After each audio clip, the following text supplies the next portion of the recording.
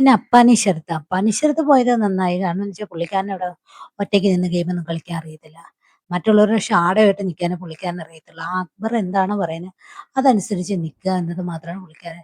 പിന്നെ ഒരു കാര്യമുണ്ട്, പുള്ളിക്കാരനെന്ന് വെച്ച് കഴിഞ്ഞാൽ ഓവറായിട്ട് ദേഷ്യപ്പെടുന്ന വ്യക്തിയാണ്. കാരണം ക്യാമറ ഉണ്ടെന്നോ പുറത്ത് എങ്ങനെ ആവുമെന്നുള്ളതൊന്നും പുള്ളിക്കാരന് ടെൻഷനൊന്നുമില്ല. പുള്ളിക്കാരൻ ഞാൻ നോക്കിയിട്ട് ഒറിജിനലായിട്ട് നിന്നൊരു വ്യക്തിയാണെന്ന് വേണമെങ്കിൽ പറയാം പുള്ളിക്കാരൻ. അത് തന്നെ അദ്ദേഹത്തിന് ദോഷമായിട്ട് മാറിയത്. കാരണം ഇപ്പം ബിഗ് ബോസിനകത്ത് തന്നെ ഏറ്റവും കൂടുതൽ ഡെയിലി ശമ്പളമായിരിക്കുമല്ലോ ഇപ്പം. അപ്പൊ ഏറ്റവും കൂടുതൽ ശമ്പളം വാങ്ങി അതിനകത്ത് നിൽക്കുന്ന വ്യക്തി കൂടെ ആയിരിക്കാം അപ്പാനി ശരത്ത്. അപ്പൊ അദ്ദേഹത്തെ ഒഴിവാക്കിയും കൂടി ചെയ്യുന്നത് അത്രയും നല്ലതായിരിക്കും.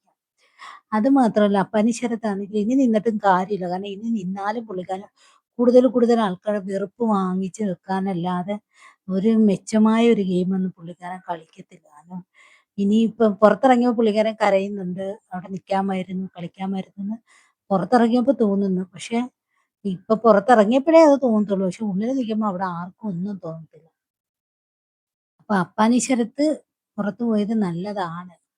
പുള്ളിക്കാരൻ മറ്റുള്ളവരുടെ കൂടെ നിന്നൊരിളക്കം ആ ബിഗ് ബോസിനകത്ത് ഉണ്ടാക്കിയതല്ലാതെ ആ അല്ലാതെ അദ്ദേഹം പ്രത്യേകിച്ച് ഒറ്റയ്ക്ക് നിന്ന് കളിച്ചിരുന്നെങ്കിൽ പുള്ളിക്കാരന് കുറച്ച് സപ്പോർട്ട് തന്നേനെ. അവിടെ എല്ലാവരും ഒറ്റയ്ക്ക് നിന്ന് കളിക്കാൻ നല്ലപോലെ ഭയപ്പെടുന്നുണ്ട് കേട്ടോ. നല്ല ഭയമുണ്ട് ഒറ്റയ്ക്ക് നിന്ന് കളിക്കാനായിട്ട്. ആ അനീഷ് മാത്രമേ ഉള്ളൂ ശക്തമായിട്ട് ഒറ്റയ്ക്ക് നിന്ന് ഞാൻ ധൈര്യത്തിൽ എന്ത് വന്നാലും മല പോലെ അവിടെ നിൽക്കാന്നുള്ള തീരുമാനത്തിൽ നിൽക്കുന്ന അനീഷ് മാത്രമേ ഉള്ളെന്ന് വേണമെങ്കിൽ പറയാം. അനുമോളൊക്കെ എന്ന് വെച്ചാൽ കരച്ചിലാണ്, മനസ്സിലായോ?